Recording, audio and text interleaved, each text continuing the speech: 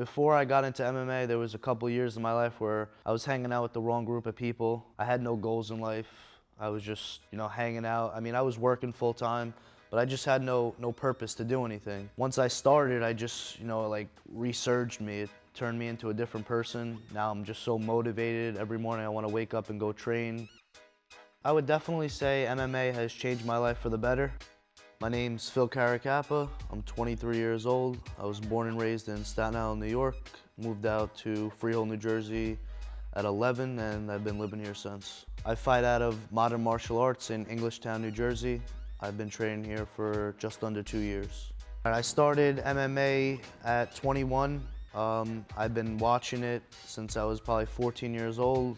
I fell in love with it the first day I watched it, and I knew I was always going to get into it.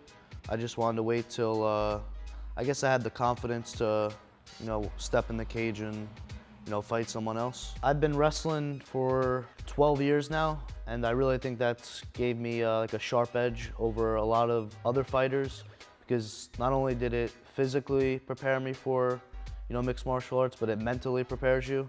Wrestling to me is the hardest sport like you can possibly do, next to MMA, and since I wrestle, it really easily transitioned me to, be an MMA fighter.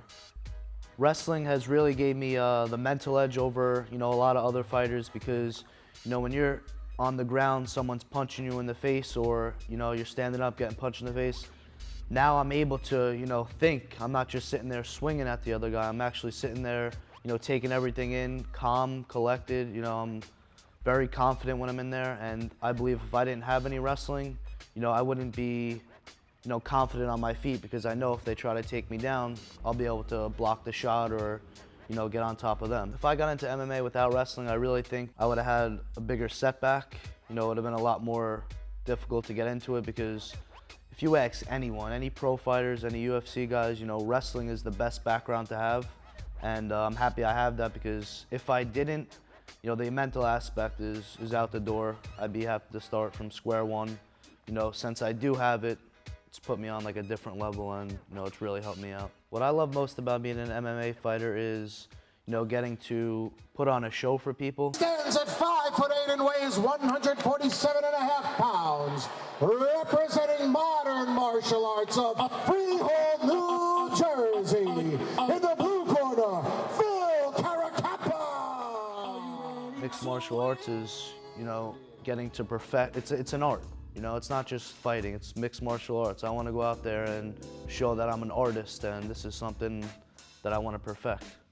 Fighting and mixed martial arts is, really important to me, because, it's made me who I am today. It's built me up to be, a confident person. It's like my escape from reality. It's where I go and just let it all out, let all my anger out, any issues I have, either take it out on the bag or take it out on someone else. Not only that, it's really important to me because, people from the outside see like all the hard work I put in, and where it's taken me now. I'm a humble person, I go out there and it's strictly business. Someone else is trying to take, a win away from me. So no, I don't go out there to personally beat someone up. I mean, it all depends on the person I'm fighting. If they talk crap before the fight, that makes it personal. If not, then it's just strictly business, and I want to go out there and put on a show for everyone. My biggest influence in mixed martial arts would be, he's the greatest welterweight of all time. That's George St. Pierre. I've been watching him since I'm 14 years old, and I've been trying to follow his footsteps, almost mold myself into, a new version of him. So that's definitely my biggest influence in MMA. But also, I would say, if it wasn't for my parents, who support me continuously, if I lose, they're always have my back, telling me, this is your dream, go for it. So I would say definitely, if you're talking about a fighter, that's my biggest influence. But mentally, it's definitely my parents. My biggest supporters are, either between my family, not only just my immediate family, but my whole family. They always come out and support me, whether I have 20, 30, 40 people there. It's all my family and all my friends and all my teammates. So those three right there, friends, family, and teammates, that's all I need. And those definitely keep me going and wanting to fight. So since I've started mixed martial arts, I was started off as, just a wrestler. You know, I had a little bit of boxing. I knew how to, you know, fight. But since I've started it, I think I've really molded myself into like a well-rounded mixed martial artist. You know, I love the stand-up game. I love striking, and that's something I really am trying to take to the next level. I would say I've given up quite a few things to become a well-rounded mixed martial artist. At first, you know, I was able to go out and, you know, party on the weekends, but, you know, you gotta really sacrifice, you know, your social life to become an MMA fighter, because it's not just going out there and fighting. There's, you know, I gotta train 5-6 days a week. I can't go out, you know, I miss parties, I miss, you know, family get-togethers, but it's all a sacrifice, and I just gotta keep grinding, and, you know, that's part of the lifestyle. You know, I do miss those things, you know, because now, like, instead of going out every weekend with my friends, I can go out maybe once a month, once every 2 months, you know, depending how training's going or how big the fight that's coming up is. Especially, you know, family parties that I miss because I'm training 4 or 5 hours a day. So it's rough, but, you know, you gotta do what you gotta do. It's worth missing out on most of these things, because if I didn't do this and I just gave it up and went out and partied, I would always look back and say, what if?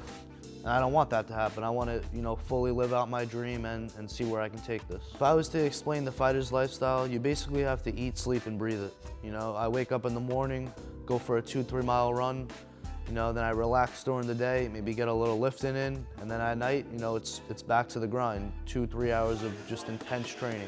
And I do that 5-6 days a week, you know.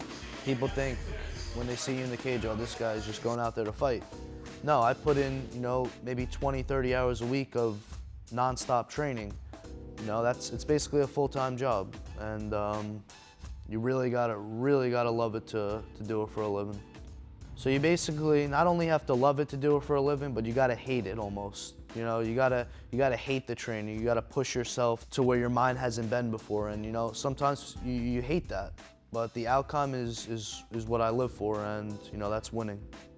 I can firsthand tell you that everyone that trains in this gym with me, you know, we're out here swinging for the fences every night. We're pushing each other to, you know, to where you can't even, like, breathe, to where you got to think to yourself, you know, is this the sport for me? And that's what I love about it the most, because other people in other gyms, you know, I'm telling you, they're not training as hard as us, and that shows when you go out in the cage and, you know, you perform. I can honestly say there's really no days that I say to myself, you know, I want to quit. You know, this isn't the life for me. The only time I ever question that is, you know, when I'm actually fighting, when I'm in the cage, you know, because I'm calm and I'm confident in there, and, you know, if something's not going my way, I might say to myself, like, am I really gonna make a living out of this? And this will actually be during the fight. Like, I'll say to myself, like, you know, I gotta prove to not only everyone out there, but myself, like, this is my life. I'm gonna be able to do this for a living, and, you know, I can be the best at it.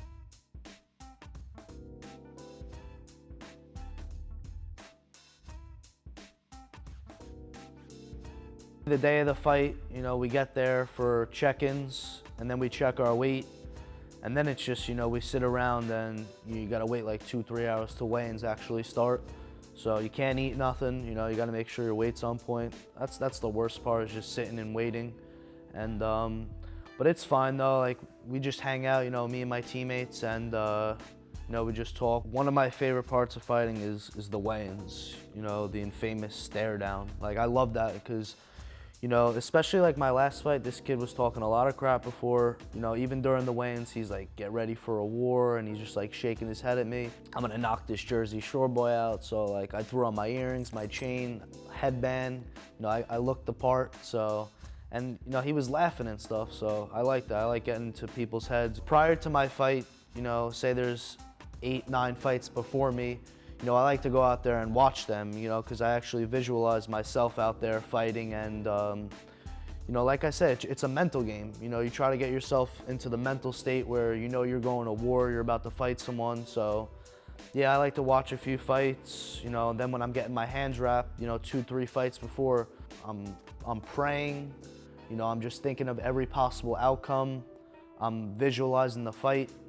You know, you're just in a different state of mind. You know, people might be talking to me, but I'm not really there. I'm focused on this fight. When I'm backstage hearing, like, these guys getting called out, you know, their music playing, you know, hearing the crowd go crazy, hearing the bell ring, all that stuff is just, you know, To me, basically, it's just like, all right, one fight closer, you know, a minute closer to my fight. That's all I'm thinking about. I could care less about all the other fights. I just want my fight to happen. Once I hear that final fight before me, you know, the bell ring, that's when I get up and, like, you know, everything's coming to fruition. You know, it's reality. You know, I'm going out there and I'm fighting someone, and we're gonna see who's tougher and who's a better fighter. When I hear them say my name and my music starts playing for my fight, that's when I'm telling myself, like, no one's beating me. I'm the best in the world. You know, there's nothing that can stop me right now. You know, you just keep telling yourself over and over again, like, how good of a fighter are you, how mentally tough you are. And I just really think that helps, because this game is, you know, 10% physical, 90% mental. It's all mental. And then I'm walking out and I'm getting the Vaseline put on my face and giving all my teammates hugs before I go in the cage. You know, that's where I just let it all out. And now it's just, you know, I'm free. When I step into the cage, for the first, you know, 3, maybe even 4 fights, I mean, there was nerves, you know, I was a little nervous. But now that I, you know what I'm capable of, and, you know that I have the cardio, know I have the chin, you know I have all that, I'm not nervous anymore when I get in there. And that's a big difference, because, you know, I would say probably 75% of the guys, you know, are nervous when they get in there.